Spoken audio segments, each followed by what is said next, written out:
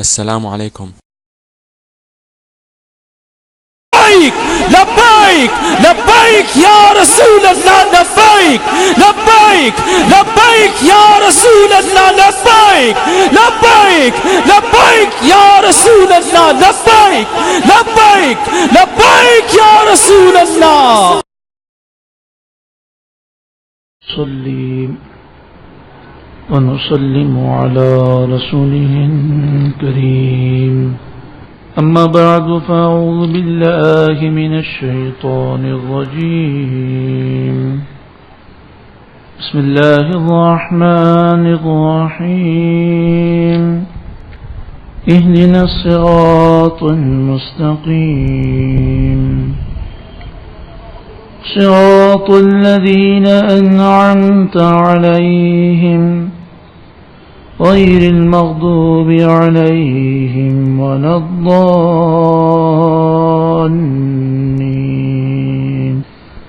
اللهم إنا نسألك العفو والعافية والمعافاة الدائمة في الدين والدنيا والآخرة. اللهم اشغل جوارحنا بطاعتك وقلوبنا بمعرفتك واشغلنا طول حياتنا في ليلنا ونهارنا وألحقنا بالذين تقدموا من الصالحين وارزقنا ما رزقتهم وكلنا كما كنت لهم آمين.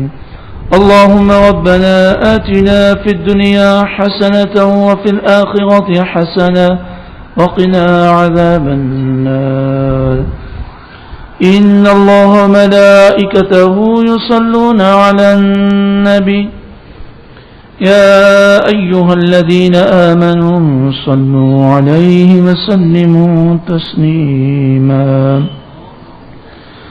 صلى الله على النبي الأمي وآله صلى الله عليه وسلم صلاة وسلاما عليك يا سيدي يا سيدي يا سيدي يا مكي يا مدني يا رحمة للعالمين يا شفيع المذنبين يا سيد المرسلين يا نبي الله يا حبيب الله يا نور الله يا رسول الله. اللہ رب العالمین کا کرم ہے کہ اس کے کرم سے اس کے فضل سے اس مبارک نشست میں ہم جمع ہوئے ہیں.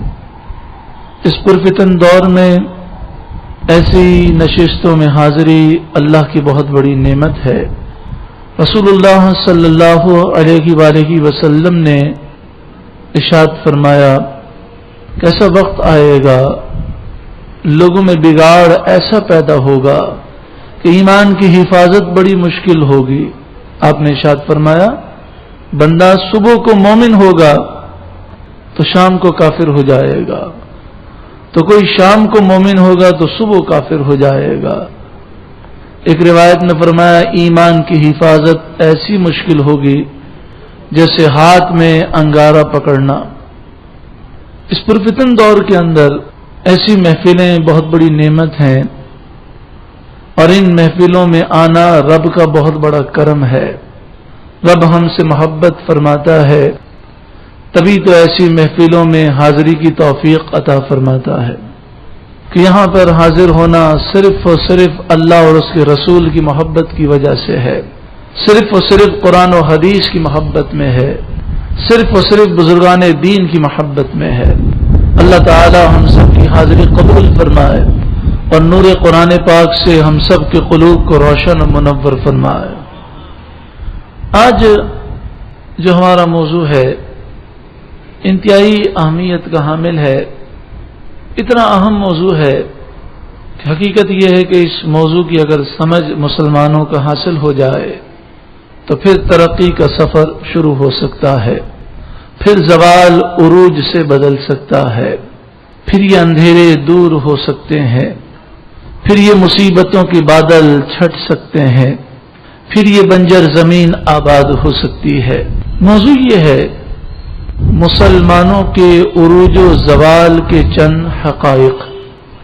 مسلمان نے دنیا کے اندر عروج پایا تو کیسے پایا، اور پھر عروج سے زوال کی طرف مسلمان گیا تو کیسے گیا؟ اس کے حقائق قرآن پاک احادیث طیبہ کی روشنی میں کیا ہے؟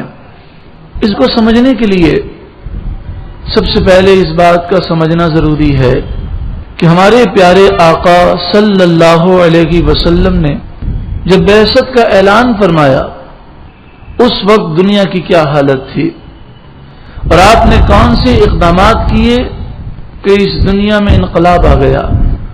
وہ اقدامات اگر ہم سمجھ جائیں تو یہ بات سمجھ میں آ جائے گی کہ وہ بنیادی اصول جو رسول اللہ صلی اللہ علیہ وآلہ وسلم نے دنیا کے لوگوں کو دیے، ان اصول پر مسلمان جب تک کاربند رہے وہ ترقی کرتے رہے، اور جب ان اصولوں سے پیچھے ہٹے ذلیل و رسوا ہو گئے۔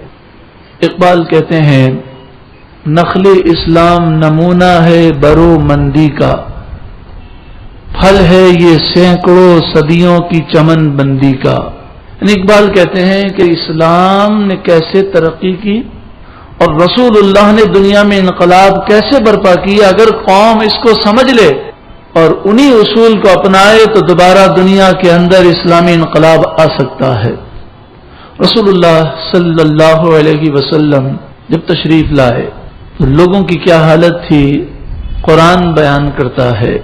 سورہ آل عمران آیت نمبر 103، وَكُنْتُمْ عَلَى شَفَا حُفْرَةٍ مِّنَ النَّارِ، اے لوگوں تم آگ کے گڑھے کے کنارے پر تھے، بس آگ میں گرنے والے ہی تھے، فَأَنْقَذَكُم مِّنْهَا، تو اللہ نے تمہیں اس سے بچا لیا۔ سورہ آل عمران آیت نمبر 164، وَإِن كَانُوا مِن قَبْلُ لَفِي ضَلَالٍ مُّبِينٍ، اس نبی کی آمد سے پہلے یہ لوگ کھلی گمراہی میں مبتلا تھے۔ رسول اللہ صلی اللہ علیہ وسلم تشریف لائے تو آپ نے بوجھ کو دور کر دیا، انسانوں کو انسانی غلامی سے نکال کر اللہ کا غلام بنا دیا، اللہ کا بندہ بنا دیا۔ در در کی ٹھوکریں انسانیت کھا رہی تھی، اسے رب کا در عطا فرما دیا، رب کی بارگاہ عطا فرما دی۔ وَالْأَغْلَالَ الَّتِي كَانَتْ عَلَيْهِمْ، اور ان کی گردنوں میں جو پھندے تھے رسول اللہ نے ان پھندوں کو دور کر دیا۔ رسول اللہ صلی اللہ علیہ وآلہ وسلم آئے تو آپ نے اندھیروں سے لوگوں کو نکالا، نئی روشنی دی، نئی حرارت دی، نئی توانائی دی، نئی سوسائٹی دی، نیا معاشرہ دیا، زندگی گزارنے کا نیا ڈھنگ اور طریقہ دیا کہ جو طریقہ ان کی دنیا کو بھی کامیاب کرنے والا ہے اور ان کی آخرت کو بھی سنوارنے والا ہے۔ الف لام را کتاب انزلناہ الیک، الف لام را، یہ کتاب ہم نے نازل کی ہے محبوب آپ کی طرف، لتخرج الناس من الظلمات الی النور، ایسی کتاب آپ کو دی کہ اس کتاب کے ذریعے آپ لوگوں کو اندھیروں سے نکال کر نور کی طرف لے جائیں، بِإِذْنِ رَبِّهِمْ، ان کے رب کے اذن سے، إِلَى صِرَاطِ الْعَزِيزِ الْحَمِيدِ، عزیز حمید پروردگار کی راہ کی طرف انہیں لے جائیں۔ نبی اکرم صلی اللہ علیہ وآلہ وسلم جب تشریف لائے تو اس وقت پوری دنیا کا عالم یہ تھا کہ وہ برائی کو اچھائی سمجھتے تھے اور برائی پر وہ فخر کیا کرتے تھے۔ ان کا مزاج اتنا خراب ہو چکا تھا کہ آپ اندازہ کیجئے سورہ انفال آیت نمبر 35 میں ہے، وَمَا كَانَ صَلَاتُهُمْ عِنْدَ الْبَيْتِ إِلَّا مُكَاءً وَتَصْدِيًا، خانہ کعبہ کے سامنے ان کی نماز کیا ہے کہ تالیاں مارتے ہیں اور سیٹیاں مارتے ہیں، ننگے ہو کر خانہ کعبہ کا طواف کرتے، 360 بت نصب کیے ہوئے تھے اور سیٹیاں مارتے ہوئے تالیاں مارتے ہوئے مرد برہنہ طواف دن میں کرتے اور عورتیں رات میں پورے کپڑے اتار کر طواف کرتے، اور اسے وہ عقل مندی سمجھتے۔ قربانی اگر کرتے تو قربانی کا خون اور گوشت سے خانہ کعبہ کی دیواروں کو گندا کر دیتے اور کہتے کہ یہ قربانی کا گوشت پہنچ رہا ہے، خون پہنچ رہا ہے۔ زنا عام تھا اور اسے برائی نہ سمجھا جاتا، بلکہ اس کام پر لوگ فخر کیا کرتے۔ شراب نوشی اس قدر عام تھی کہ صبح اٹھتا تو شراب پیتا، کھانے سے پہلے شراب، کھانے کے درمیان شراب، کھانے کے بعد شراب، یعنی 24 گھنٹے وہ شراب ہی پیا کرتے، اور اس پر عربوں کے کئی قصیدے ہیں، وہ شراب سے بڑی محبت کرتے اور اس کی شان میں بڑے اشعار کہتے۔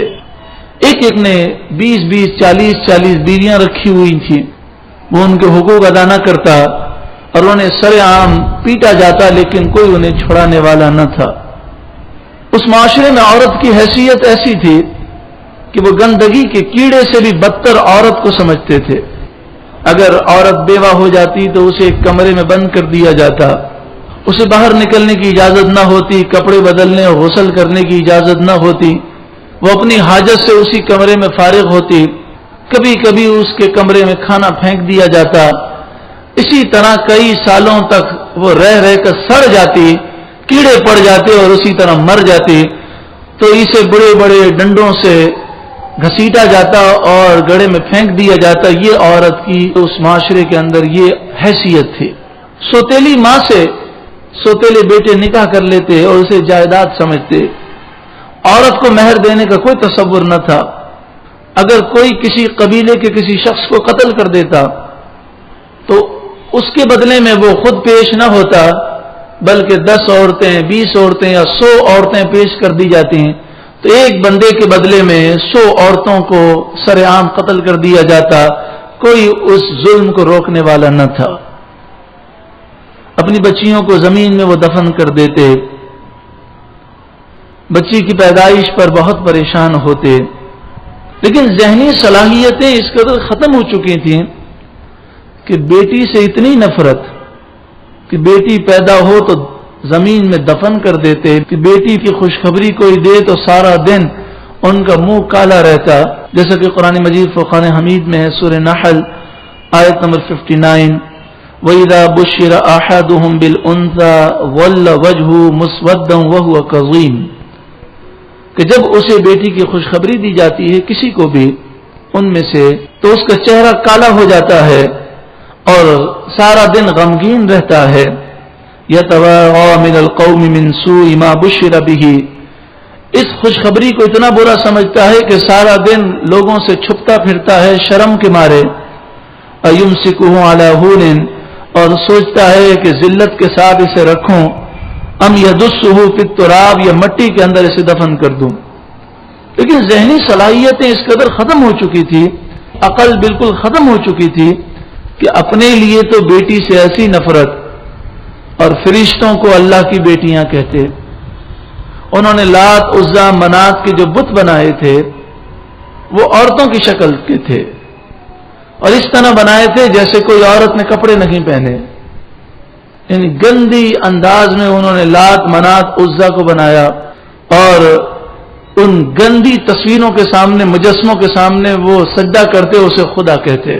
إِن يَدْعُونَ مِن دُونِهِ إِلَّا إِنَاثًا، یہ تو عورتوں کی پوجا کرتے ہیں، لات، عزا، منات جو ہیں یہ عورتوں کے نام ہیں، اور انہوں نے یہ بت عورت کی شکل میں بنائے تھے۔ ہر چیز میں بگاڑ پیدا ہو چکا تھا، عبادات ایک رسم بن گئی، حج ایک بزنس ٹور تھا، ایک میلہ تھا۔ حج میں اپنی خاندانی بڑائی کو بیان کرتے، قرآن مجید فرقان حمید نے اس کی مذمت فرمائی اور فرمایا فَإِذَا قَضَيْتُم مَّنَاسِكَكُمْ فَاذْكُرُوا اللَّهَ كَذِكْرِكُمْ آبَاءَكُمْ أَوْ أَشَدَّ ذِكْرًا، کہ جب تم حج سے فارغ ہوتے ہو تو خانہ کعبہ کے پاس بیٹھ کر اپنے آباء و اجداد کے فضائل مت سناؤ، بلکہ اللہ کا ذکر کیا کرو۔ جب حج سے یہ واپس آتے تو گھر کے دروازے سے داخل نہ ہوتے، بلکہ گھر کے پیچھے سے وہ چھلانگ لگا کر کود کر داخل ہوتے اور اسے نیکی سمجھتے۔ وَلَيْسَ الْبِرُّ بِأَن تَأْتُوا الْبُيُوتَ مِن ظُهُورِهَا، سورہ بقرہ آیت نمبر 189، کہ گھر کے پیچھے سے چھلانگ لگا کر کود کر آنا یہ کوئی نیکی کا کام نہیں ہے۔ صفا مروہ پر 2 مجسمے رکھے ہوئے تھے، یہ اصل میں ایک مرد اور ایک عورت تھی۔ کہ جنہوں نے حرم شریف میں زنا کیا تھا تو اللہ کا غضب نازل ہوا اور انہیں پتھر بنا دیا گیا. تو اس دور کے لوگوں نے ایک پتھر صفا پر رکھا اور ایک مروہ پر رکھا تاکہ لوگ جب صفا مروہ کی سعی کریں تو عبرت حاصل کریں اور کوئی حرم شریف میں گناہ نہ کرے، بد نگاہی نہ کرے، کوئی غلط حرکت نہ کرے. لیکن مزاج آہستہ آہستہ ایسا بگڑ گیا کہ صفا مروہ پر جو بت عبرت کے لیے رکھے گئے تھے، جو مجسمے، اسے انہوں نے خدا سمجھ لیا اور صفا و مروہ سے گزرتے ہوئے اسے خدا سمجھ کر ہاتھ لگاتے اور اس کی پوجا کی نیت کرتے. بس قبیلے کی دنیا تھی، ہر قبیلہ اپنی دنیا بسائے ہوئے تھا، اور اس قبیلے میں سب سے معزز وہ تھا جو سب سے بڑا قاتل تھا. جس نے دوسرے قبیلے کے سب سے زیادہ لوگوں کو قتل کیا ہو اسے قبیلے میں عزت حاصل ہوتی. لوگ سردار کے غلام ہوتے. وہ قبیلے کا سردار جو فیصلہ کرنا چاہے وہ کرتا، ظلم کرے یا انصاف کرے کوئی پوچھنے والا نہ تھا. عقل جو اللہ تعالیٰ نے عطا فرمائی، اس دور میں عقل کا مصرف صرف یہ رہ گیا تھا کہ نئے نئے جرائم ایجاد کیے جائیں، نئے نئے گناہ ایجاد کیے جائیں، یہ عقل کا کام تھا. تو آج جو ہمارا موضوع ہے مسلمانوں کے عروج و زوال کے چند حقائق، تو اس میں سب سے اہم بات یہ ہے کہ ہم پہلے یہ سمجھیں کہ رسول اللہ صلی اللہ علیہ وآلہ وسلم جب تشریف لائے تو پوری دنیا میں انتہائی بگاڑ تھا، اور بگاڑ کی جو کیفیات تھی وہ آپ نے سماعت کی. اب رسول اللہ صلی اللہ علیہ وسلم نے کون سے اقدامات اپنائے کہ آپ نے پوری دنیا میں انقلاب برپا کر دیا. لقد کان لکم فی رسول اللہ اسوۃ حسنہ، تمہارے لیے رسول اللہ صلی اللہ علیہ وسلم کی زندگی میں بہترین نمونہ ہے. تو اگر آج بھی انقلاب برپا کرنا ہے، آج بھی یہ کھویا ہوا وقار پانا ہے، تو رسول اللہ کے نقش قدم پر چلنا ہوگا. سب سے پہلی بات تو یہ ہے کہ نبی اکرم صلی اللہ علیہ وآلہ وسلم نے جب اعلان نبوت فرمایا تو عرب کے بڑے بڑے سردار رسول اللہ کے پاس آئے اور کہنے لگے کہ اگر آپ کو سردار بننا ہے، بادشاہ بننا ہے، تو پورے عرب میں کوئی بادشاہ نہیں، کوئی سردار نہیں، ہر قبیلے کا الگ سردار ہے. ہم تمام قبیلے والے مل کر آپ کو بادشاہ بنا دیتے ہیں، آپ کی بادشاہت کا اعلان کر دیتے ہیں، اور پھر پوری عرب کی قوم مل کر پوری دنیا پر حملہ کرے گی اور ہم پوری دنیا فتح کر لیں گے اور پھر آپ کو پوری دنیا کا بادشاہ بنا دیں گے. پیارے آقا صلی اللہ علیہ وآلہ وسلم نے فرمایا میں اس کے لیے نہیں بھیجا گیا. یعنی گویا کہ رسول اللہ صلی اللہ علیہ وآلہ وسلم نے قوم کو ان غلط خیالات کے ساتھ ملانے کی کوشش نہ کی، بلکہ آپ نے ایک نئی قوم پیدا کی، نئی سوچ، نئی ذہنیت والے، اور اس کے ذریعے آپ انقلاب لائے. کیونکہ جب تک ذہنی خرابی موجود ہے، آپ جس کے ذہن خراب ہوں انہیں ملا لیں اور وہ مل کر اگر کام کرنا چاہیں تو جب تک ذہن درست نہیں ہوگا کوئی بڑا کام نہیں ہو سکتا. اب دیکھیں اس وقت مسلمانوں کی تعداد 175 کروڑ ہے، کہتے یہ ہیں، ذلیل و رسوا ہو رہے ہیں. اگر 275 کروڑ بھی ہو جائے مسلمان تو ذلیل و رسوا ہی ہوں گے اگر یہی حالت رہی. اور اگر رسول اللہ کے بنائے ہوئے اور بتائے ہوئے اصول کے مطابق زندگی گزاری تو پھر تو 313 تھے بدر کے مقام پر، تو انہوں نے بھی تاریخ کا رخ موڑ کے رکھ دیا. پھر 30,000 تھے یرموک کے مقام پر اور 12 لاکھ عیسائیوں کے پڑخچے اڑا دیے. تو اصل کیا ہے؟ اصل یہ ہے کہ پورا بدلنا پڑے گا. ایک ٹکڑا پکڑ لیا جائے اور ہم سمجھیں کامیابی مل گئی تو اس طرح کامیابی نہیں ہوتی. نبی اکرم صلی اللہ علیہ وآلہ وسلم نے اگر ایک شعبے کی اصلاح کرنی ہوتی، مثلا آپ فرماتے کہ عورتوں کو قتل کیا جاتا ہے، میں یہ چاہتا ہوں کہ عورتوں کو قتل نہ کیا جائے. تو حقیقت یہ ہے کہ رسول اللہ کی ذات تو بہت بلند و بالا ہے. اگر کوئی اور قائد ہوتا تو اس کی ساری زندگی گزر جاتی، وہ عورتوں کا قتل بند نہیں کروا سکتا تھا، ایک برائی ختم نہیں کر سکتا تھا. لیکن پیارے آقا صلی اللہ علیہ وآلہ وسلم نے یہ نہیں کیا کہ ایک برائی پر توجہ دی ہو اور باقی برائیوں کو چھوڑ دیا ہو، بلکہ آپ نے تمام برائیوں کو جڑ سے اکھاڑ کر پھینک دیا. یہ ہے اصلاح کا طریقہ. 2 پوائنٹ معلوم ہوئے.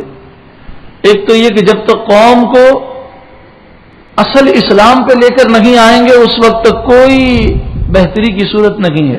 دوسری چیز کہ جب تک ہر برائی کی اصلاح نہ ہو تب تک بہتری نہیں آ سکتی، کیونکہ انسانی نفسیات کا معاملہ بڑا خطرناک ہے.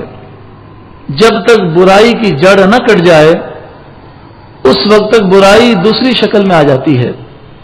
مثلا یوں سمجھ لیجئے کہ انسانی ذہن میں چور دروازے بہت ہیں. آپ نے کہا کہ جناب یہ شادی کے موقع پر لوگ ڈنر کرتے ہیں، بہت خرچہ ہوتا ہے. گورنمنٹ نے کہا کہ بھائی جناب شادی کے موقع پر اب شربت پلایا جائے گا یا کولڈ ڈرنک پلائی جائے گی بس. لیکن لوگ یہ خرچہ کیوں کرتے ہیں؟ اس کی جڑ کیا ہے؟ اس جڑ کو ختم کرنے کی کوشش نہیں کی گئی. اب نتیجہ کیا ہوا؟ لوگوں نے چور دروازہ ڈھونڈ لیا اور کارڈ جو ہے اس وقت چھپنے شروع ہو گئے. عقیقہ ڈنر، ہم شادی کا ڈنر تھوڑی کر رہے ہیں، عقیقہ ڈنر کر رہے ہیں. تو یہ انسانی نفسیات ہے.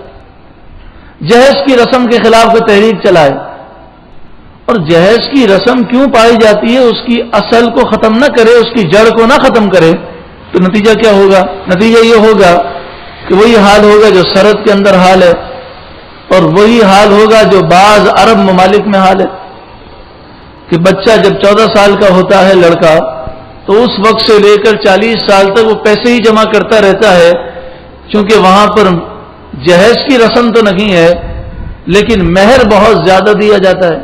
تو اسے 10 لاکھ روپے مہر جمع کر کے عورت کو دینے ہیں، بس اوقات بعض تو ساری زندگی گزر جاتی ہے، شادی نہیں کر سکتے.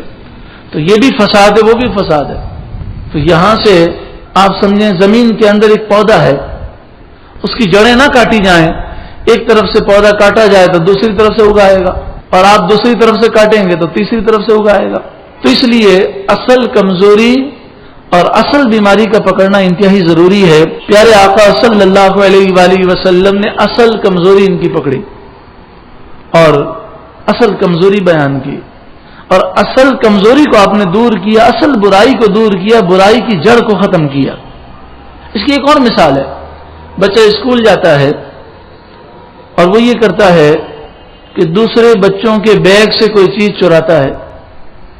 اب اس کی ٹیچر یہ کرتی ہے کہ وہ کہتی ہے کہ بچہ چونکہ دوسروں کے بیگ سے چیز چراتا ہے تو اسے میں سب سے الگ تھلگ بٹھاؤں گی. 30 بچوں میں یہ بالکل الگ بیٹھے گا تاکہ اس کا ہاتھ کسی بیگ تک نہ پہنچے اور وہ چوری نہ کرے. تو آپ کیا سمجھتے ہیں بچہ چوری سے بچ جائے گا؟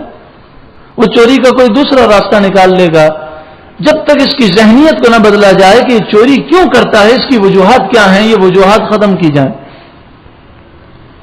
اور اسی طرح اگر ایک عادت سدھر جائے اور دوسری ہزاروں برائیاں ہوں، ایک عادت کے سدھرنے سے کوئی فائدہ حاصل نہیں ہوتا. تو ضروری تھا کہ رخ شر سے خیر کی طرف پھیر دیا جائے، خرابی سے درستگی کی طرف رخ کو پھیرا جائے. زندگی میں جو بگاڑ آ چکا ہے اور بگاڑ کی جو جھاڑی لگ چکی ہے، پہلے اس جھاڑی کو کاٹنا ہے، پھر اس کی جڑیں نکالنی ہے، پھر زمین کو ہموار کرنا ہے. اب آپ جب پھلوں کے بیج بوئیں تو اس پر پھل کے درخت پیدا ہوں گے. جب تک وہ جھاڑی موجود ہے یا اس کی جڑیں موجود ہیں وہ زمین پھل پیدا نہیں کر سکتی.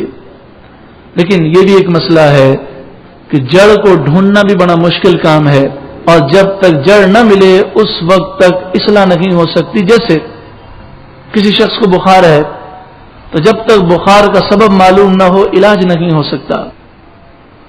نبی اکرم صلی اللہ علیہ وآلہ وسلم نے جو قاعدہ اور اصول دنیا کو دیا، آپ نے لوگوں کی ذہنیت کو بدل دیا.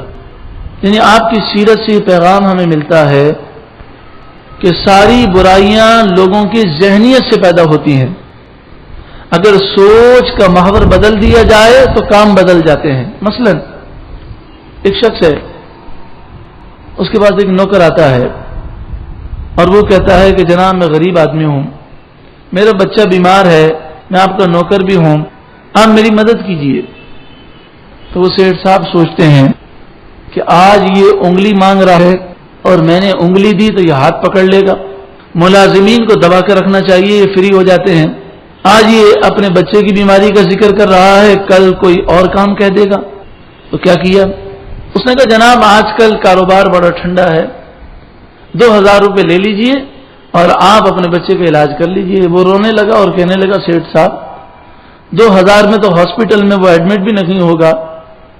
تو سیٹھ نے کہا میں معذرت چاہتا ہوں، کاروباری حالات ٹھیک نہیں ہے۔ 1 مہینہ گزرا تھا کہ سیٹھ صاحب گزرے کسی دوسرے سیٹھ کے بنگلے کے پاس سے، ارے اس نے اپنا پورا بنگلہ توڑوا کر نیا بنا لیا، لاکھوں روپے خرچ کیے۔ تو لوگ یہ کہیں گے کہ یہ بڑا سیٹ ہے اور میں چھوٹا سیٹ ہوں اور میری مالی پوزیشن یہ مشکوک ہو جائے گی، لہذا اس نے بھی اپنا بنگلہ توڑوایا اور لاکھوں روپے خرچ کر دیے۔ شادی کا موقع آیا تو لاکھوں روپے پانی کی طرح بہا دیے کہ میری مالی پوزیشن مستحکم ہو جائے۔ آپ نے دیکھا کہ سوچ کا محور مختلف ہے، تو وہاں 2000 روپے دینے میں وہ نخرے کر رہا ہے، بچے کے علاج کرنے میں نخرے کر رہا اور یہاں پر لاکھوں روپے فضول بہا رہا۔ اب یہی سیٹ ہے، اس کا ذہن یہ بن جاتا ہے کہ جب میں نام و نمود کرتا ہوں تو مجھے نظر بد لگ جاتی ہے، لہذا اب میں اپنی دولت کی نمائش نہیں کروں گا۔ یا وہ یہ سوچے کہ پھر ڈاکو پیچھے لگ جاتے ہیں، تاوان کا مطالبہ کرتے ہیں، یا وہ یہ سوچے کہ لوگ احساس کمتری میں مبتلا ہوں گے اور کسی کی آہ لگ گئی، کسی غریب نے میرا عالیشان بنگلہ دیکھا اور اس کے دل سے آہ نکلی تو کہیں مجھے مصیبت نہ آ جائے۔ حدیث پاک میں ہے نا کہ اگر پڑوس کے بچوں کو تم پھل نہیں کھلا سکتے تو پھل کے چھلکے ان سے چھپاؤ۔ تو یہ نمود و نمائش جو ہے غریبوں کو احساس کمتری مبتلا کرے گی۔ سوچ بدل گئی، اس کے کام بدل جائیں گے۔ وہ سوچے گا کہ لوگ میری واہ واہ کر لیں گے، مجھے کیا ملے گا، میں یہ فضول خرچی کرنے کے بجائے یہ رقم کاروبار میں لگاؤں یا میرا قرضہ ہے میں ادا کر لوں۔ تو یہ سوچ جیسی بدل گئی اس کا کام بدل جائے گا۔ تو نبی اکرم صلی اللہ علیہ وآلہ وسلم نے سوچوں کو بدل دیا۔ ایک نوجوان آیا اور پیارے آقا صلی اللہ علیہ وآلہ وسلم کی خدمت میں آ کر کہتا ہے یا رسول اللہ صلی اللہ علیہ وآلہ وسلم مجھے زنا کرنے کا دل چاہ رہا ہے۔ صحابہ کرام جلال میں آ گئے، فرمایا ایسا خیال؟ آپ صلی اللہ علیہ وآلہ وسلم نے فرمایا رک جاؤ۔ آپ نے اس نوجوان سے فرمایا تمہاری بہن ہے؟ اس نے کہا ہاں۔ آپ نے فرمایا کوئی اگر تمہاری بہن کے ساتھ یہ کام کرے تو تمہیں اچھا لگے گا؟ اس نے کہا نہیں۔ آپ نے فرمایا کہ وہ عورتیں بھی تو کسی نہ کسی کی بہن ہیں۔ آپ نے فرمایا کوئی تمہاری ماں کے ساتھ کرے، کوئی تمہاری بیٹی کے ساتھ کرے، کوئی تمہاری زوجہ کے ساتھ کرے، کوئی تمہاری پھپھی کے ساتھ، کوئی تمہاری خالہ کے ساتھ۔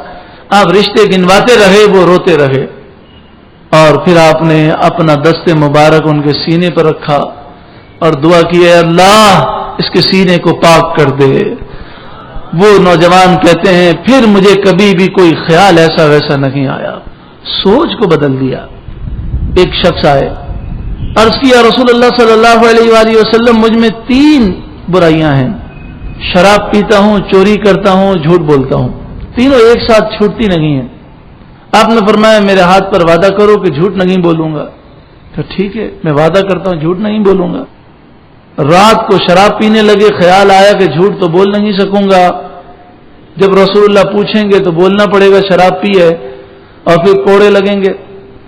چوری کرنے کا ارادہ ہوا، خیال کیا کہ پوچھیں گے تو بتانا پڑے گا، اور پھر چوری کی سزا یہ ہے کہ ہاتھ کاٹ دینا، ہاتھ جو ہے کاٹ دیا جائے گا۔ بس ایک جھوٹ سے بچے، ہر برائی سے بچ گئے۔ نبی اکرم صلی اللہ علیہ وآلہ وسلم کی خدمت میں قبیلہ بنی ثقیف کے لوگ آئے، حضرت عثمان بن العاص بھی موجود تھے ساتھ میں۔ آ کر کہنے لگے کہ یا رسول اللہ صلی اللہ علیہ وآلہ وسلم ہم آپ کے دست مبارک پر ایمان لائیں گے، مگر ہماری 3 شرطیں ہیں، ہم جہاد نہیں کریں گے، صدقہ نہیں دیں گے، اور ہم نماز نہیں پڑھیں گے۔ آپ صلی اللہ علیہ وآلہ وسلم نے فرمایا لا خیر فی دین لیس فیہ رکوع، جس دین میں نماز نہ ہو اس دین میں کوئی خیر نہیں ہے، نماز تو پڑھنی ہوگی۔ تو انہوں نے کہا ٹھیک ہے نماز پڑھیں گے، جہاد نہیں کریں گے اور صدقہ نہیں دیں گے۔ آپ نے فرمایا ٹھیک ہے، بیعت کر لی، ایمان لے آئے۔ جب وہ چلے گئے تو صحابہ کرام حیران ہوئے۔ تو آپ صلی اللہ علیہ وآلہ وسلم نے فرمایا یہ جب نماز پڑھیں گے نا تو اس کی برکت سے جہاد بھی کریں گے اور صدقہ بھی دیں گے. یعنی آپ نے برائی کی جڑوں کو دور کیا. آپ نے معاشرے کی بنیاد کن اصولوں پہ رکھی؟ تو آپ نے سب سے پہلا اصول یہ مرتب کیا جو وحی الہی سے مرتب کیا، اور آپ کا ہر کام اللہ کے حکم سے ہے. آپ نے اللہ کا خوف بٹھا دیا، یہ تصور قائم کر دیا اللہ دیکھ رہا ہے. ان اللہ کان علیکم رقیبا، بے شک اللہ تمہیں ہر وقت دیکھ رہا ہے. حج کا خطبہ، عید کا خطبہ، جمعے کا خطبہ، نکاح کا خطبہ، آپ کی کوئی گفتگو اگر ہوتی تو اس میں اس بات کا درس ضرور ہوتا، اتقوا اللہ، اللہ سے ڈرو، اللہ کے عذاب سے ڈرو. وہ پکڑ کرنے پر قادر ہے. وہ اگر گرفت فرمائے تو تمہاری تندرستی کو بیماری سے بدل سکتا ہے. وہ گرفت فرمائے تو تمہارے مال کو ضائع کر دے، تمہیں غریب کر دے. وہ اگر ناراض ہو جائے تو اللہ کے غضب سے تمہیں کوئی نہیں بچا سکتا. جب یہ درس ہوتا لوگ کانپ جاتے. نتیجہ کیا ہوتا کہ لوگوں کے سامنے تو دور کی بات ہے، تنہائی میں بھی گناہ نہ ہو سکتے. گناہ کی طرف جانے لگتے تو کانپنے لگتے. بار بار یہ درس ہوتا، یا ایھا الذین آمنوا اتقوا اللہ حق تقاتہ، اے ایمان والوں اللہ سے ایسا ڈرو جیسا کہ ڈرنے کا حق ہے. جب یہ تعلیمات ہوں اور جب یہ تصور قائم کر دیا جائے، پھر کسی پولیس کی ضرورت نہیں، پھر کسی فوج کی ضرورت نہیں. پھر یہ ہوتا کہ اگر کسی سے کوئی جرم ہو جاتا تو وہ رسول اللہ کی بارگاہ میں روتا ہوا آ جاتا اور کہتا یا رسول اللہ مجھے پاک کر دیں، مجھ سے جرم ہو گیا. آپ منہ پھیر لیتے ہو، فرماتے جا یہاں سے، اللہ سے معافی مانگ. تو وہ دوسری طرف سے آتا کہتا یا رسول اللہ مجھے سزا دیجئے، مجھ سے جرم ہو گیا ہے، سزا دے کر مجھے پاک کر دیجئے.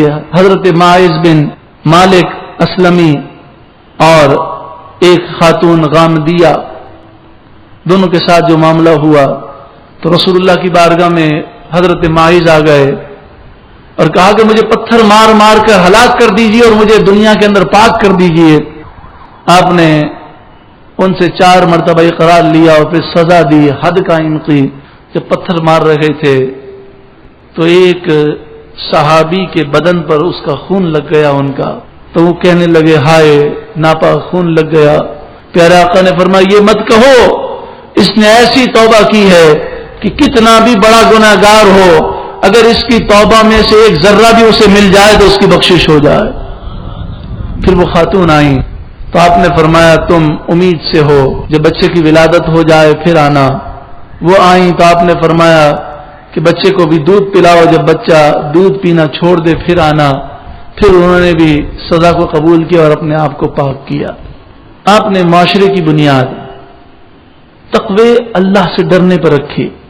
وَلِمَنْ خَافَ مَقَامَ رَبِّهِ جَنَّتَانِ، جو اپنے رب کے حضور کھڑے ہونے سے ڈرے اس کے لیے 2 جنتیں ہیں. ایک صحابی آئے، وہ پہلے صحابی نہیں تھے، کافر تھے. آئے اور عرض کی کہ مجھے اسلام قبول کرنا ہے. اسلام قبول کر لیا. آپ صلی اللہ علیہ وآلہ وسلم نے ان کے دل میں اللہ کا خوف بٹھا دیا.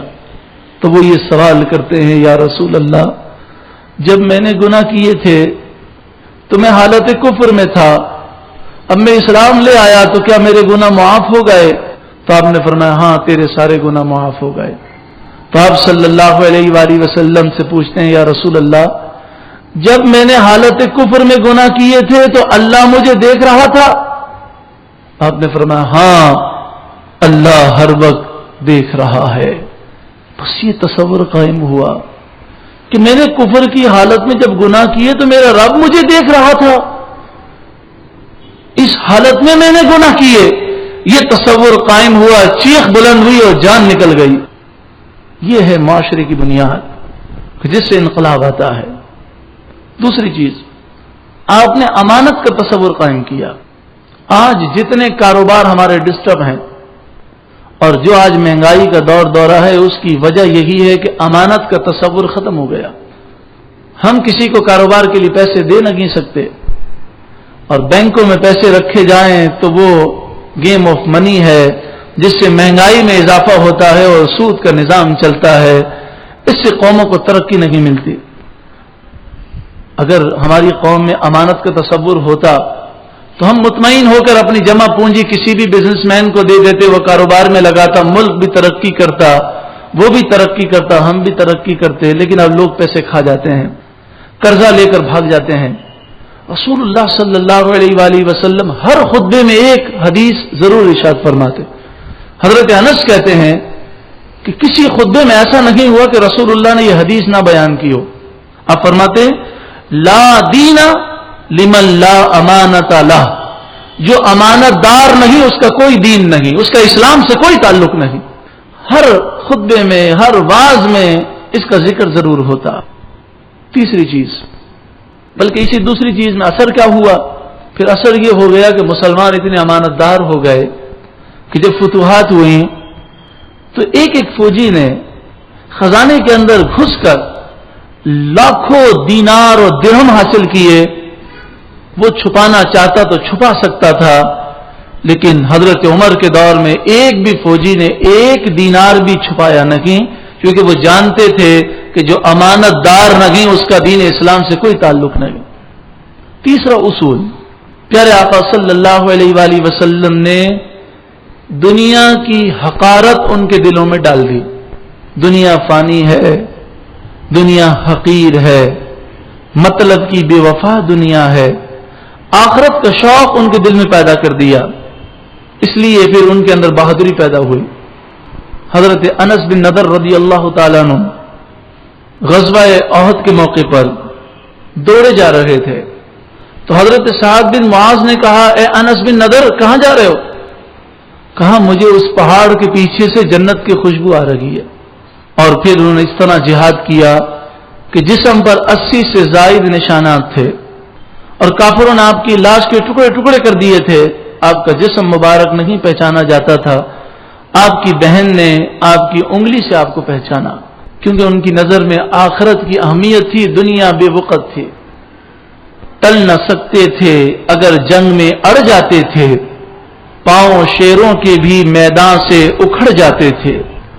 بدر کے موقع پر ایک صحابی ہیں حضرت عمیر بن حمام، جب انہوں نے حضور کے زبان اقدس سے فرمان سنا اس جنت کی طرف بڑھو کہ جس کی وسعت آسمان و زمین سے زیادہ ہے، تو حضرت عمیر کہتے ہیں یا رسول اللہ کیا جنت کی وسعت آسمان و زمین سے زیادہ ہے؟ تو آپ نے فرمایا کہ آپ کو شک ہے؟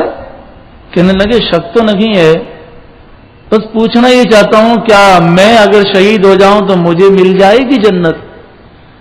حضور کے فرمان پر انہیں یقین کتنا تھا، آپ نے فرمایا مل جائے گی۔ کھجوریں کھا رہے تھے وہ پھینک دی، کہا جب جنت میں جانا ہے تو تاخیر کس بات کی، اور لڑتے ہوئے شہید ہو گئے۔ ایک اعرابی ایمان لائے، فتح خیبر ہوئی تو وہ اعرابی بکریاں چرانے کے لیے گئے ہوئے تھے، تو نبی اکرم صلی اللہ علیہ وآلہ وسلم نے فرمایا مال غنیمت میں سے حصہ ان کے لیے مقرر رکھنا۔ وہ آئے تو آپ نے حصہ دیا، تو وہ اعرابی کہنے لگے یا رسول اللہ یہ کیا ہے؟ آپ نے فرمایا تم ایمان لے آئے ہو، اب ہمیں خیبر کی فتح ملی ہے تو تمہارا ہم نے حصہ مقرر کیا ہے اور یہ حصہ تمہیں ملا۔ کہنے لگے یا رسول اللہ میں اس کے لیے ایمان نہیں لایا، اپنے حلق کی طرف اشارہ کیا، میں تو اس لیے ایمان لایا ہوں کہ اس حلق میں اللہ کی راہ میں تیر لگے اور میں شہید ہو جاؤں۔ آپ نے فرمایا اگر تو سچا ہے تو اللہ بھی تجھے اپنی کرم نوازیوں سے نوازے گا۔ وہ شہید ہو گئے۔ آپ نے دیکھا تو فرمایا یہ سچا تھا، اللہ نے اسے جنت عطا فرمائی۔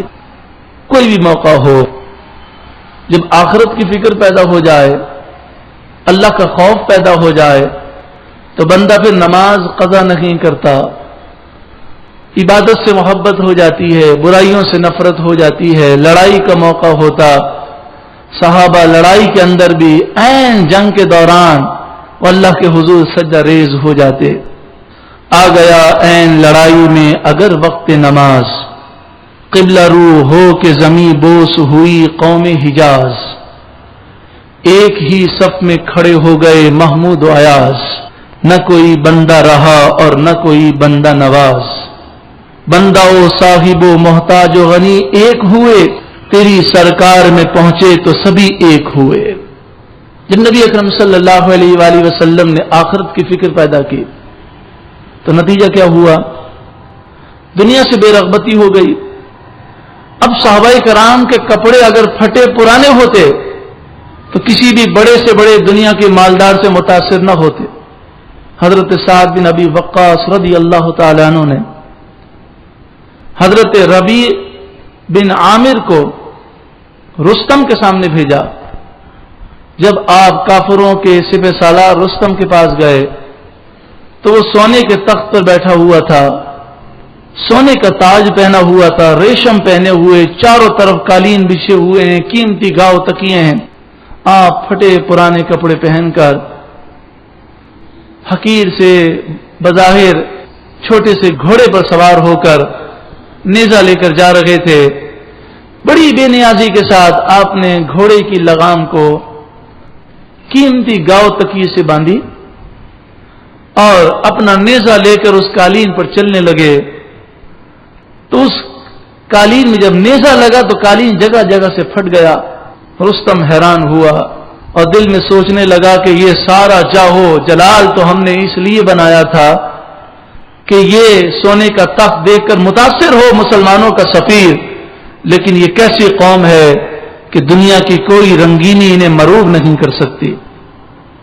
ہر مسلمان رگے باطل کے لیے نشتر تھا، اس کے آئینہ ہستی میں عمل جوہر تھا، جو بھروسہ تھا اسے قوت بازو پر تھا، ہے تمہیں موت کا ڈر اس کو خدا کا ڈر تھا، شان آنکھوں میں نہ جچتی تھی جہاں داروں کی، کلمہ پڑھتے تھے ہم چھاؤں میں تلواروں کی۔ رسول اللہ صلی اللہ علیہ وآلہ وسلم نے مسلمانوں کو جو قومیت کا تصور دیا، وہ قومیت کا تصور یہ ہے کہ مسلمانوں کا کوئی ملک اپنا ملک نہیں ہے، بلکہ سارا جہاں ہمارا ہے۔ ہم کسی ایک ملک یا شہر میں مقید نہیں ہیں، ہماری پہچان قبیلہ نہیں ہے، ہماری پہچان وطن نہیں ہے، ہماری پہچان ملک نہیں ہے، ہماری پہچان اسلام ہے۔ ہم بحیثیت قوم مسلمان ہیں۔ آپ نے یہ تصور دیا، اور حقیقت بھی یہی ہے کہ قوم مذہب سے ہے، مذہب جو نہیں تم بھی نہیں۔ اگر مذہب سے تعلق نہ ہو تو مسلمان قوم پھر وہ یا تو مہاجر ہوگی، یا بلوچ ہوگی، یا پنجابی ہوگی، یا ترکی ہوگی، یا افغانی ہوگی، یا عراقی ہوگی۔ مسلمان کا تصور چاہیے۔ قوم مذہب سے ہے، مذہب جو نہیں تم بھی نہیں۔ اپنی ملت پہ قیاس اقوام مغرب سے نہ کر، خاص ہے ترکیب میں قوم رسول ہاشمی، ان کی جمعیت کا ہے ملک و نسب پر انحصار، قوت مذہب سے مستحکم ہے جمعیت تیری، دامن دین ہاتھ سے چھوٹا تو جمعیت کہاں، اور جمعیت ہوئی رخصت تو ملت بھی گئی۔ جب تک مسلمانوں میں مسلم قوم کا تصور رہا، مسلمان غالب رہے، لیکن جب سلطنت عثمانیہ تھی تو انگریزوں نے ایک سازش کی، قومیت پیدا کی، لارنس آف عربیہ، ہیمفرس اور اس طرح کے جاسوس اسلامی لبادے میں بھیجے، اور انہوں نے مسلمانوں میں قومیت پیدا کی۔ سعودی قبیلہ اور نجدی قبیلہ سلطنت عثمانیہ کے خلاف کھڑا ہو گیا، ترکی کھڑے ہو گئے، ہر ملک کھڑا ہو گیا، اور سلطنت عثمانیہ جو پوری دنیا پر چھائی ہوئی تھی اس کے ٹکڑے ٹکڑے ہو گئے۔ تو یہ ٹکڑے ٹکڑے ہوئے قومیت کی وجہ سے۔ مسلم قومیت کا تصور ہوتا تو ایسا ہرگز نہ ہوتا۔ دوسری چیز، قومیت کے ساتھ ساتھ پیارے آقا صلی اللہ علیہ وآلہ وسلم نے معاشرے کی جو بنیاد رکھی وہ تقوی پر رکھی کہ مسلمانوں میں دو گروہ ہیں، ایک متقی ایک گناہگار۔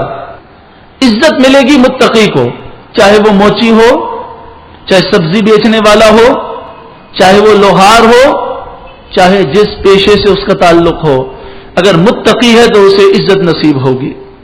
اور اس کا عملی ثبوت وقت کے خلفاء نے دیا۔ حضرت طفیل بن عمرو دوسی رضی اللہ تعالیٰ عنہ، آپ جنگ یمامہ کی طرف رواں دواں تھے کہ آپ نے خواب دیکھا. خواب یہ دیکھا کہ میری گردن کٹ گئی، اور جب گردن کٹی تو ایک پرندہ نکلا میرے جسم سے، اور پھر میں ایک عورت کے پیٹ میں داخل ہو گیا. میرا بیٹا آنے لگا تو ایک حجاب اور دیوار آ گئی. لوگوں نے پوچھا اس خواب کی تعبیر کیا ہے؟ تو آپ نے فرمایا جنگ یمامہ میں جہاں میں جا رہا ہوں میں شہید ہو جاؤں گا. کنفرم پتا ہے کہ میری گردن اڑا دی جائے گی، لیکن کس قدر اسلام سے محبت ہے، آخرت سے محبت ہے، پھر بھی جنگ یمامہ کی طرف جا رہے ہیں. اور پرندے سے مراد ہے میری روح نکل جائے گی، اور عورت کے پیٹ سے مراد ہے میں قبر میں چلا جاؤں گا، اور حجاب سے مراد یہ کہ میرا بیٹا بھی شہید ہوگا، لیکن ابھی نہیں، کچھ عرصے کے بعد. ایسا ہی ہوا. طفیل بن عمرو دوسی شہید ہو گئے. ان کے بیٹے، ان کا نام عمرو بن طفیل ہے، انہوں نے اپنے والد کے نام پر اپنے بیٹے کا نام رکھا. تو عمرو بن طفیل ان کا ایک ہاتھ شہید ہو گیا. تو یمامہ کے موقع پر انہوں نے جہاں اپنے والد گرامی شہید کی تدفین کی، وہاں ساتھ میں اپنا ہاتھ بھی دفن کر دیا. عمرو بن طفیل واحد صحابی ہیں کہ جنت میں وہ خود بعد میں پہنچے، ان کا ہاتھ پہلے جنت میں پہنچ گیا. پھر حضرت عمر رضی اللہ تعالیٰ نے ان کی دعوت کی. تو چونکہ ان کا ہاتھ وہ کٹا ہوا تھا اور کچھ حصہ ہاتھ کا باقی تھا، تو چادر اوڑھ کر وہ چھپا کر بیٹھے ہوئے تھے، شرما رہے تھے. حضرت عمر رضی اللہ تعالیٰ عنہ نے فرمایا عمرو بن طفیل آپ کھانا کیوں نہیں کھاتے، ہاتھ بڑھائیے. جب آپ نے دیکھا کہ سب کے آگے ہاتھ بڑھے اور عمرو بن طفیل ایسے ہی بیٹھے ہیں، تو آپ نے فرمایا اے عمر، کٹے ہوئے ہاتھ کی وجہ سے شرم آتی ہے؟ کہا ہاں. آپ نے فرمایا اللہ کی قسم، جب تک عمرو بن طفیل ہاتھ باہر نہیں نکالے گا کوئی کھانا نہیں کھائے گا. عزت تقوی پر. معزز وہ تھے کہ جو متقی اور پرہیزگار تھے. دولت پر، بنگلوں پر، کاروں پر عزت کا معیار رسول اللہ نے نہیں رکھا. پیارے آقا صلی اللہ علیہ وآلہ وسلم نے ایک محبت کی فضا بھی قائم فرمائی، اور محبت کی فضا اس طرح قائم فرمائی کہ جب مہاجرین مدینہ منورہ میں پہنچے تو انصار نے اپنی آدھی جائیداد مہاجرین کو دے دی. اگر کسی کی 2 بیویاں تھیں تو ایک کو طلاق دے کر دوسرے کے نکاح میں دے دیا. حضرت عبد الرحمن بن عوف جب ہجرت کر کے مدینہ پہنچے تو سعد بن ربیع کا رسول اللہ نے آپ کو بھائی بنایا. تو حضرت عبد الرحمن بن عوف سعد بن ربیع کے بھائی بن گئے. تو سعد بن ربیع نے اپنی جائیداد کو ادا کیا، اپنے گھر کے ہر سامان کو ادا کیا، اور حضرت عبد الرحمن بن عوف کو کہا یہ آدھا آپ کا ہے. کہ میری 2 بیویاں ہیں، میں آپ کہیں تو ایک کو طلاق دے دیتا ہوں اور آپ ان سے نکاح کر لیں. حضرت عبد الرحمن بن عوف بھی خوددار کیسے تھے، ان کی جو آفر تھی وہ سچی تھی، اور دوسری طرف سے خودداری دیکھیں. حضرت عبد الرحمن بن عوف نے کہا اللہ آپ کو یہ ساری چیزیں مبارک کرے اور آپ کی نیتوں کو اللہ قبول فرمائے، مجھے بازار کا راستہ بتا دیں، میں کاروبار کروں گا. آپ گئے، آپ نے محنت مزدوری کی، کچھ پیسے آپ نے کمائے، پھر اس سے آپ نے کچھ گھی اور پنیر خریدا اور رات کو واپس آئے. پھر اس گھی اور پنیر سے آپ نے کاروبار کیا. کرتے کرتے کرتے حضرت عبد الرحمن بن عوف اس مقام پر پہنچے کہ جب آپ کا تجارتی مال مدینہ منورہ میں آتا تھا تو مدینے کی گلیوں میں جگہ ختم ہو جاتی تھی. آپ کی بکریوں سے، آپ کے اونٹوں سے پورے مدینے کی گلیاں بھر جاتی تھیں. اللہ تعالیٰ نے آپ کو اتنا مال عطا فرمایا.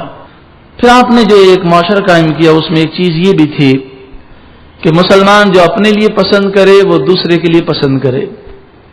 وہ مومن نہیں کہ خود پیٹ بھر کے کھانا کھا لے اور اس کا پڑوسی بھوکا رہے.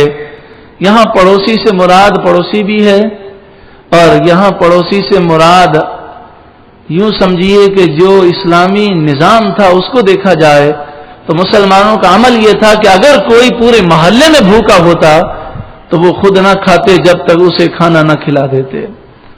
نبی اکرم صلی اللہ علیہ وآلہ وسلم نے جو معاشرہ قائم کیا اس میں آپ نے یہ بھی بنیاد رکھی کہ نام و نمود کے لیے مال جمع نہ کیا جائے بلکہ مال اللہ کی راہ میں دیا جائے. حضرت عائشہ فرماتی ہیں ما ترکا رسول اللہ صلی اللہ علیہ وسلم دینارا ولا درہما ولا شاتا ولا بعیرا. رسول اللہ کا جب وصال ہوا تو نہ آپ نے دینار چھوڑا، نہ درہم، نہ بکری، نہ اونٹ آپ نے چھوڑا. حضرت ابو ذر سے حضور نے فرمایا اے ابو ذر، اگر احد کے برابر اگر میرے پاس سونا ہو تو 3 دن کے اندر میں سارا تقسیم کر دوں. حضرت بلال نے عرض کی یا رسول اللہ، مال تقسیم تو کر دیا ایک موقع پر، لیکن کچھ مال ابھی گھر میں موجود ہے. تو آپ نے فرمایا کہ گھر میں مال ہو، میں گھر میں رات نہیں گزاروں گا، مسجد میں رات گزاری. جب مال تقسیم ہو گیا تو پھر آپ گھر میں تشریف لے گئے. یعنی آپ نے ایک نظریہ دیا کہ تم اگر کماتے بھی ہو تو یہ کمائی مسلمانوں کے عروج کے لیے ہو، نہ کہ اپنی تجوریاں بھرنے کے لیے ہو. اس کمائی سے تمہارا عیش و عشرت کا مقصد نہ ہو بلکہ مسلم قوم کی ترقی اور غریبوں کی مدد کرنا تمہارا مقصد ہونا چاہیے. اب آئیے ہم آخری ایک پوائنٹ پر گفتگو کر کے اپنی بات کو اختتام کی طرف لاتے ہیں کہ عام طور پر زوال کا سبب یہ سمجھا جاتا ہے کہ مسلمان غریب ہیں اس لیے زوال پذیر ہیں. مجھے بتائیے کہ جب رسول اللہ صلی اللہ علیہ وآلہ وسلم نے صحابہ کرام کی تربیت فرمائی اس وقت صحابہ غریب تھے کہ نہیں تھے؟ غریب تھے. اور اس وقت کیسر و کسرا ترقی یافتہ لوگ تھے. ایران کی حکومت، روم کی حکومت، یہ حکومتیں اس وقت کی سپر پاور تھیں. اس وقت کا جدید ترین اسلحہ، جدید ترین تعلیم اور جدید ترین دولت کے انبار ان کے پاس تھے. لیکن پھر کیا وجہ تھی کہ صحابہ کرام علیہ رضوان نے غریب ہونے کے باوجود ان کے پرخشے اڑا دیے؟ پھر تاریخ کے دوسرے واقعے کی طرف آئے کہ جب تاتاریوں نے مسلمانوں پر حملہ کیا تو اس وقت مسلمان دنیا کی سب سے ترقی یافتہ قوم تھے. اس وقت یورپ کی یہ حالت تھی جب تاتاریوں نے مسلمانوں پر حملہ کیا تو اس وقت یہ حالت تھی لندن کی اور دیگر یورپ کے شہروں کی کہ گھٹنے گھٹنے تک گوبر سے گلیاں بھری ہوئی ہوتی تھیں. جہالت کا یہ عالم تھا کہ جو علم سیکھتا اسے قتل کر دیا جاتا. اس وقت مسلمان ترقی یافتہ تھے لیکن تاتاریوں نے حملہ کیا، مسلمان ذلیل و رسوا ہو گئے.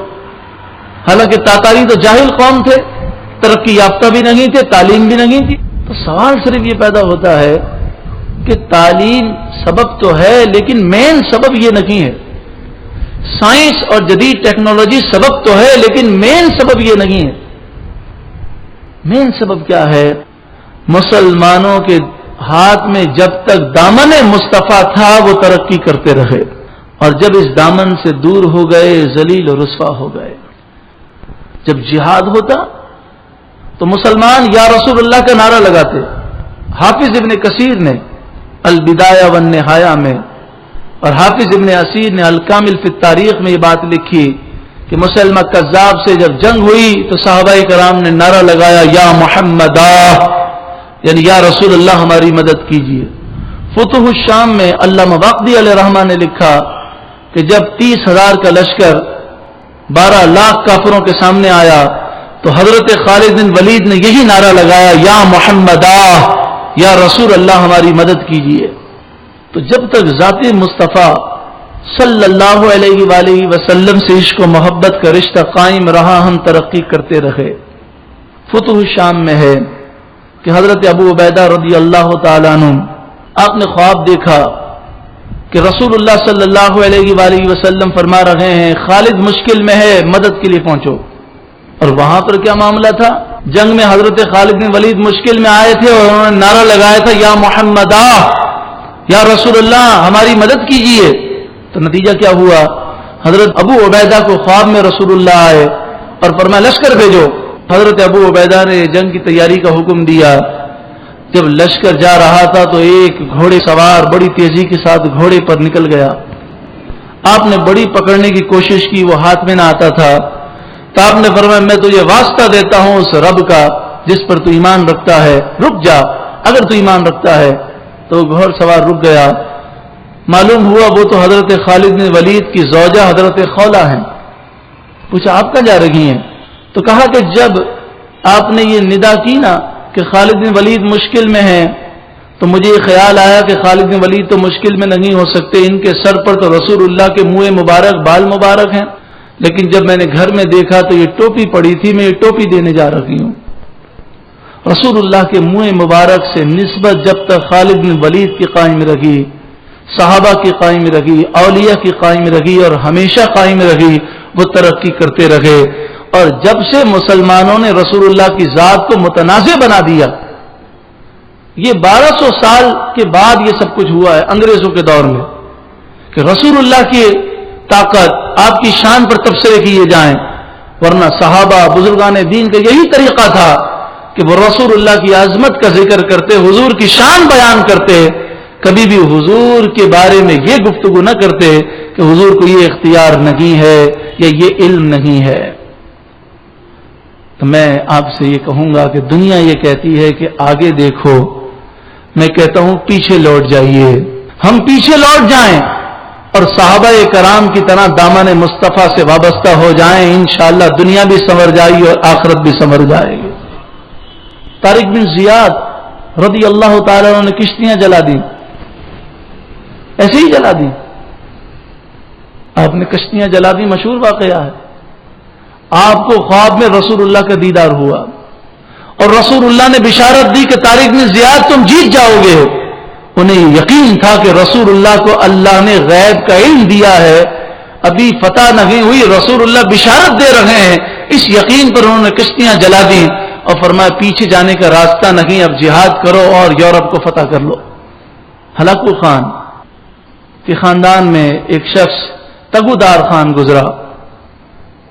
یہ تاتاری بڑے ظالم تھے، تو ایک قادری بزرگ کو رسول اللہ کے دیدار نصیب ہوا اور رسول اللہ نے فرمایا تگودار کے پاس جاؤ اور انہیں اسلام کی دعوت دو. آنکھ کھلی تو یہ خیال کیا کہ جب میرے آقا نے حکم دیا ہے تو ضرور اسے اسلام کی توفیق مل جائے گی. گئے اور اسے اسلام کی جب دعوت دی تو پوری تاتاری قوم مسلمان ہو گئی. محمود غزنوی، یعنی بات یہ ہے کہ اللہ والوں سے رشتہ قائم تھا تو ہم ترقی کرتے رہے. محمود غزنوی نے 16 بار سومناتھ کے مندر پر حملہ کیا، ناکام رہے. 70ویں مرتبہ حضرت ابو الحسن خرقانی کے پاس گئے اور ہر دفعہ جاتے تھے اور کہتے تھے میرے لیے دعا کریں، میرے لیے دعا کریں. لیکن ہر دفعہ وہ قاصد بن کے جاتے تھے اور کہتے تھے محمود غزنوی کے لیے دعا کریں. ایک دن ان کے دل میں خیال آیا کہ یہ جب مجھے ہی نہیں پہچانتے تو ان کی دعا کیا قبول ہوگی. تو ابو الحسن خرقانی نے کہا محمود جب تم پہلی دفعہ آئے تبھی میں نے پہچان لیا تھا کہ یہ قاصد نہیں بادشاہ ہے. جاؤ یہ میرا جبہ لے جاؤ اور اس جبے کے وسیلے سے اللہ کی بارگاہ میں دعا کرو. میدان جنگ میں محمود غزنوی وہ جبہ لے گئے اور اس جبے کے وسیلے سے دعا کی، اللہ تعالیٰ نے فتح و نصرت عطا فرمائے. تابوت سکینہ کا ذکر تو قرآن پاک میں ہے کہ جس میں حضرت موسیٰ علیہ السلام کے نالین شریفین، تو ان نالین شریفین کے وسیلے سے بنی اسرائیل دعا کرتے انہیں فتح ملتی ہے. تو نسبت کی بہاریں ہیں. یہ جو آج کل خود ساختہ توحید کا پرچم بلند کیا جاتا ہے کہ تعظیم مصطفیٰ کو شرک کہا جائے، حضور کے اختیارات کو بیان کیا جائے تو شرک ہو جائے. امام اہل سنت نے کیا خوب کہا، شرک ٹھہرے جس میں تعظیم حبیب، اس برے مذہب پر لعنت کیجیے.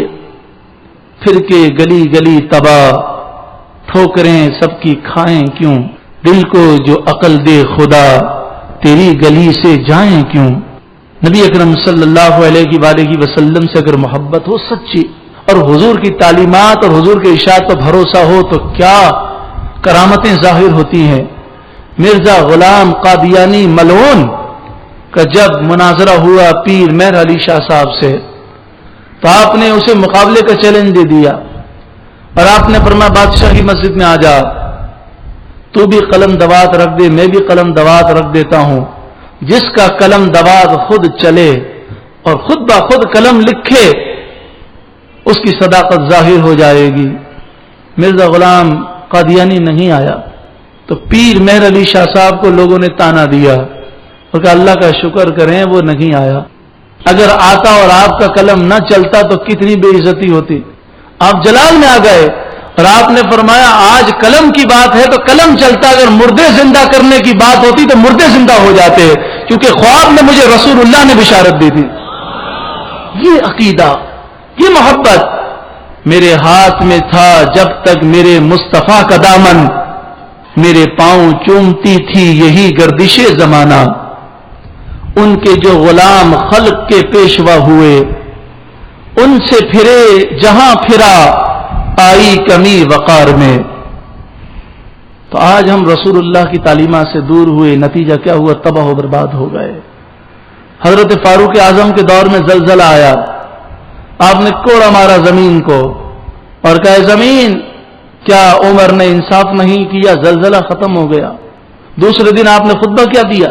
حضرت عبداللہ بن عمر جو حضرت عمر کے صاحبزادے ہیں, ان کی زوجہ حضرت صفیہ جو حضرت عمر کی بہو ہیں, وہ فرماتی ہیں کہ دوسرے دن حضرت عمر جلال میں منبر رسول پر کھڑے ہوئے اور فرمایا ما ھذا ما اسرا ما احدثتم, تم نے رات میں کیا کام کیا ہے, تم نے کیا کیا ہے کہ زلزلہ آ گیا؟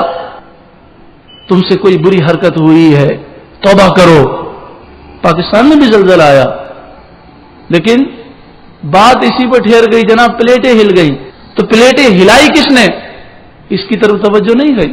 ایسے ایسے لوگ ہلاک ہو گئے, فلمیں دیکھتے ہوئے مر گئے, مکان ان کے اوپر گر گیا, شرابیں پیتے ہوئے مر گئے, ان کو لوگ دفنا بھی نہ سکے, وہیں قبر بن گئی. ان کے رشتہ دار جب خیموں میں گئے تو انہیں ٹی وی دے دیا گیا, اس میں 100 چینل لگا دیے گئے, وہ ٹی وی پر گندے پروگرام دیکھنے میں لگ گئے, انہوں نے اس زلزلے سے کوئی عبرت حاصل نہیں کی. حضرت عمر کے دور میں کیا غلطی ہو سکتی ہے؟ حضرت عمر کا دور تو پاکیزہ دور تھا. صرف یہی ہو سکتا ہے کہ کسی نے وضو کے اندر مسواک نہیں کی ہوگی, کسی نے مسجد میں الٹا قدم رکھ دیا ہوگا, کسی نے رات کو بغیر وضو کے وہ سو گیا ہوگا. تو اس حالت کے اندر بھی زلزلہ آ جائے اور آج حیا کا جنازہ اٹھ گیا, پھر مصیبتیں نہیں آئیں گی تو کیا ہوگا؟ پھر آپ نے کیا فرمایا حضرت عمر نے؟ لئن عادت لا اساکنکم فیہا, اگر آئندہ زلزلہ آیا تو میں مدینہ چھوڑ دوں گا, تمہارے ساتھ نہیں رہوں گا, سب توبہ کرو. اب زلزلہ نہیں آنا چاہیے, تمہاری حرکتیں درست ہو جانی چاہیے.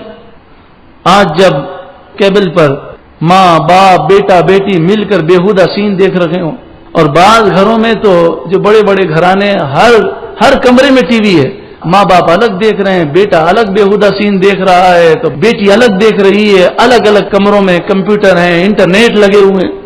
کسی نے کیا خوب کہا, کل تک وہ قوم کھیلتی تھی ننگی شمشیروں کے ساتھ, آج فلمیں دیکھتی ہے اپنی ہمشیروں کے ساتھ. سبق پھر پڑھ, صداقت کا, عدالت کا, شجاعت کا, لیا جائے گا تجھ سے کام دنیا کی امامت کا. عباد صبا مدینے والے سے جا کہیو, پیغام میرا قبضے سے امت بیچاری کے, دین بھی گیا دنیا بھی گئی. اٹھا کر پھینک دو باہر گلی میں, نئی تہذیب کے انڈے ہیں گندے. جن کو آتا نہیں دنیا میں کوئی فن تم ہو, نہیں جس قوم کو پروائے نشے من تم ہو. کی محمد سے وفا تو نے تو ہم تیرے ہیں, یہ جہاں چیز ہے کیا لوہو قلم تیرے ہیں. قوت عشق سے ہر پس کو بالا کر دے, دہر میں اسم محمد سے اجالا کر دے. ہونا یہ پھول تو بلبل کا ترنم بھی نہ ہو, چمنے دہر میں کلیوں کا تبسم بھی نہ ہو. یہ نہ ساقی ہو تو پھر میں بھی نہ ہو, خم بھی نہ ہو. بزم توحید بھی دنیا میں نہ ہو, تم بھی نہ ہو. خیمائے افلاک کا استادہ اسی نام سے ہے, نبض ہستی تپش آمادہ اسی نام سے ہے. آ جائیے دامن مصطفیٰ سے وابستہ ہو جائیے اور رسول اللہ کے نام پر سب کچھ قربان کرنے کا جذبہ بیدار کیجیے. حضور کی محبت جب ملے گی تو عشق رسول کے ساتھ ساتھ خوف خدا بھی مل جائے گا, آخرت کی محبت بھی مل جائے گی, اور یہ زوال عروج سے بدل جائے گا.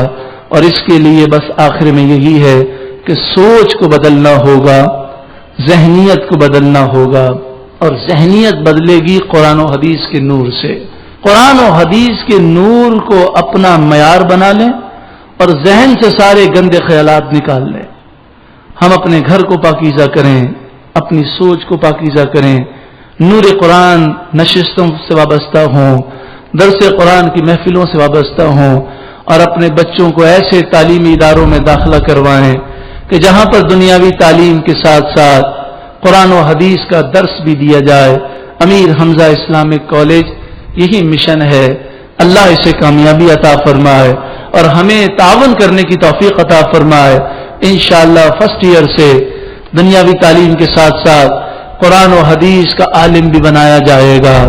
اللہ کرے یہ انقلابی سوچ ہمارے ہر بچے کے ذہن میں پیدا ہو جائے اور ہم رسول اللہ صلی اللہ علیہ وآلہ وسلم کے دامن سے صحیح طور پر وابستہ ہو جائیں. اللہ رب العالمین یہ الفاظ قبول و منظور فرمائے، مجھے اور آپ سب کو عمل کرنے کی توفیق و سعادت نصیب فرمائے. یا ہمارے گناہوں کو معاف کر دے. قرآن مجید فرقان حمید میں جتنے تائے ہیں اللہ ان تا کی برکت سے ہماری توبہ کو قبول کر لے. سچی توبہ کی توفیق عطا کر دے. اے مالک اے مالک اے مالک سچی توبہ کی توفیق عطا کر دے. اے اپنے بندوں پر کرم کرنے والے کرم کر دے اور سچی توبہ کی توفیق عطا کر دے. اے اللہ ہمیں سچی توبہ کرنے والے نیک سچے لوگوں میں، تیرے پسندیدہ لوگوں میں، تیرے پیارے لوگوں میں ہمارا نام شامل کر دے. اے پروردگار نفس و شیطان کے وار سے بچا کر پیاروں جیسی پیاری زندگی عطا کر دے. اے اللہ اے اللہ اے اللہ وہ کیسا پیارا نور والا وقت تھا کہ مسلمانوں کو وہ دبدبا، عزت، وقار، شہرت، عظمت، رفعت اور بلندی ان کا مقدر تھی.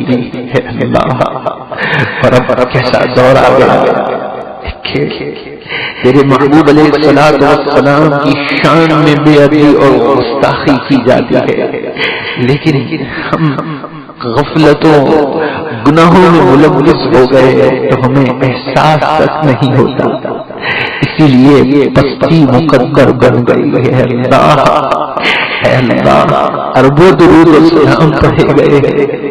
اے مالک جو 70,000 صبح اور شام درود و سلام جو فرشتے پڑھتے ہیں، ان اربوں درود و سلام میں سے جس کا تجھے درود ہے اللہ پسند آ گیا ہے، اللہ اس کے درود قرآن کی عظمتوں کا صدقہ پھر سے مسلمانوں کو عروج دے دے، پھر سے مسلمانوں کو بلندی دے دے، پھر سے مسلمانوں کو وقار دے دے، پھر سے مسلمانوں کو شرم و حیا عطا کر دے، اور پھر سے مسلمانوں کو تیرے محبوب سے سچی وفا عطا کر دے. اے اللہ اے اللہ اے اللہ بہت ٹھوکریں کھالی مالک اب ٹھوکر کھانے سے بچا لے. اے اللہ عراق کے مسلمانوں کی غیب سے مدد فرما دے. افغانستان کے مسلمانوں پر کرم کر دے. جو مسلمانوں کو ٹکڑے کرنا چاہتا ہے تو اس کے ٹکڑے کر دے. جو پاکستان کو توڑنا چاہتا ہے مالک تو اسے توڑ دے. اے اللہ یہ محفل برائے غیبی امداد ہے. آج کی محفل کی نسبت سیدنا خالد بن ولید کے ساتھ ہے. اے اللہ خالد بن ولید کے صدقے سے ہر ایک کی مشکل کو آسان کر دے.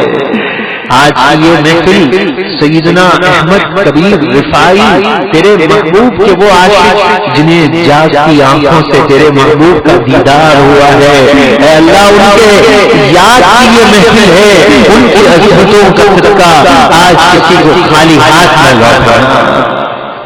اے اللہ اگر اس محفل میں کوئی بیمار ہے، کسی کے گردوں کا مسئلہ ہے، ہارٹ پیشنٹ ہے، جو جیسا مریض ہے، کسی مریض کے دعا کے لیے ہاتھ بلند کر رہا ہے، یا شافی الامراض ہر ایک کو شفا عطا کر دے. اے اللہ آج کی اس محفل غیبی میں امداد کی یہ محفل ہے، کسی کا عزیز، کسی کا پیارا اگر مقروض ہے، کسی مقروض نے اگر ہاتھ بلند کیا ہے، اے عزتوں کے مالک، اے عزتوں کے مالک، اے عزتوں کے مالک، صدقہ امام عالی مقام کا قادری فقیروں کی لاج رکھ رہے ہیں۔ اے اللہ، اگر کسی نے کسی کے رشتے کی رکاوٹ سے دوری، کسی کے لیے نیک رشتے کی تمنا کر کے ہاتھ تک پھیلایا ہے، فاطمہ الزہرا علی المرتضی کرم اللہ تعالی وجہہ الکریم کی عظمتوں کا صدقہ، اے اللہ اس کی تمنا کو پورا کر دے، نیک صالح رشتے عطا کر دے، بیجا مقدمات میں گرفتاروں پر خصوصی کرم کر دے۔ اے اللہ، اے اللہ، اے اللہ، درود پاک اور قرآن پاک کے ٹوکن پر کسی نے جو دعا تحریر کی، SMS کے ذریعے کسی کو فردن کہا، پرچی میں تحریر کیا، اے دلوں کے حال جاننے والے، اے مصیبتوں کو دور کرنے والے، اے آفتوں سے بچانے والے، اے مالک یا مسبب الاسباب، ہر ایک کی تمام جائز حاجتیں تمناؤں کو پورا کر کے جو کے حق میں بہتر ہے اسے وہ عطا کر دے۔ یا ارحم الراحمین، ہم سب کے ایمانوں کی حفاظت فرما، جلد سے جلد بغداد معظمہ کی زیارت نصیب فرما، پھر سے وہ زندگی کے لمحات ہو، حضور محبوب سبحانی کا روزہ ہو اور حضور غوث اعظم کے روزے کی زیارت نصیب ہو، میرے محبوب علیہ الصلوۃ والسلام کے روزے کی زیارت، عمرہ مقبول اور حج مقبول کی بار بار سعادت عطا کر۔ یا اللہ، یا رحمان، یا رحیم، یا حنان، یا منان، یا دیان، یا سلطان، اربوں درود و سلام، سینکڑوں قرآن پاک ہمارے عمل کے مطابق نہیں، تیرے شاعر شان ثواب عطا فرما۔ محبوب علیہ الصلوۃ والسلام کی بارگاہ میں ہدیۃً تحفۃً پیش کرتے ہیں، قبول اور منظور فرما۔ تمام انبیاء علیہم السلام، تمام صحابہ علیہم رضوان، بالخصوص سیدنا ابو بکر صدیق رضی اللہ تعالیٰ عنہ کو ایصال کرتے ہیں، قبول فرما۔ صدقہ سیدنا ابو بکر صدیق کا جو ایک بار مرکز امام حسین میں داخل ہو جائے، اے اللہ اسے دین کی ہمیشہ کے لیے سوچ اور فکر نصیب ہو جائے۔ اس کا ثواب فاروق اعظم عثمان غنی مولائے کائنات اشرائے مبشرہ امیر تیرہ فاعل الخیرات کاشف الکربات سیدنا حمزہ مصعب بن عمیر عبداللہ ابن جہش شہیدان احد بدر حنین منبع جود و سخا سید امام موسیٰ کاظم امام جعفر صادق امام باقر امام زین العابدین کا صدقہ، اے حی و قیوم ذہن فکر سے بڑھ کر شاندار دونوں جہاں کی کامیابی عطا کر دے اور انہیں ایصال ثواب کرتے ہیں، ان کے طفیل ہمارا بیڑا پار کر دے۔ امام سیدنا حسن، امام سیدنا محمد جواد، تیری عطا سے ہماری لاج رکھنے والے، تیری طاقت سے ہمیں رسوا ہونے سے بچانے والے محبوب سبحانی حضور غوث اعظم رضی اللہ عنہ کو ایصال کرتے ہیں، قبول اور منظور فرما۔ حضور فضل علیہ السلام، حضور غوث اعظم کے والدین شہزادہ غوث الورا، محبوب غوث الورا، خواجہ خواجگان خواجہ غریب نواز محمد شاہ اللہ سرکار، قطب عالم شاہ بخاری اور تمام سامعین کو، عبداللہ شاہ غازی اور جتنے جیلانی، سخی عبدالوہاب شاہ جیلانی، فاضل شاہ جیلانی، خیر الدین شاہ جیلانی، تمام جیلانی، قادری، چشتی، نقشبندی، سہروردی، شاذلی، رفاعی سلاسل کے بزرگان دین، شیخ عبدالحق محدث دہلوی اور بالخصوص جن کی نسبتوں سے یہ محفل ہے، سیدنا سیف من سیوف اللہ خالد بن ولید، سیدنا شیخ احمد کبیر رفاعی، سیدنا ابراہیم بن ادم اور تمام صالحین بزرگان دین جن کے آراس اس ماہ مبارک میں منائے جا رہے ہیں، تمام کو داتا علی اجمیری شاہ ابو المعالی سیدی سندی اعلی حضرت بالخصوص حجت الاسلام حامد رضا، مفتی عالم اسلام مصطفیٰ رضا، محدث اعظم پاکستان علامہ شاعر نورانی مفتی وقار الدین، تمام مومنین مومنات مسلمین مسلمات، بالخصوص درود پاک اور قرآن پاک کے ٹوکن پر جن کے نام لکھے ان تمام کو ایصال کرتے ہیں قبول و منظور فرما۔ یا اللہ جو مانگا اپنے کرم سے دے دے، اے کرم کرنے والے، اے کرم کرنے والے، اے کرم کرنے والے، جو بھول گئے اپنے فضل سے عطا کر کے ہر ایک کی جھولیوں کو بھر دے اور دونوں جہاں کی خوشیوں سے مالا مال کر دے۔ جب دمیں واقعی ہو یا اللہ، لپے ہو لا الہ الا اللہ۔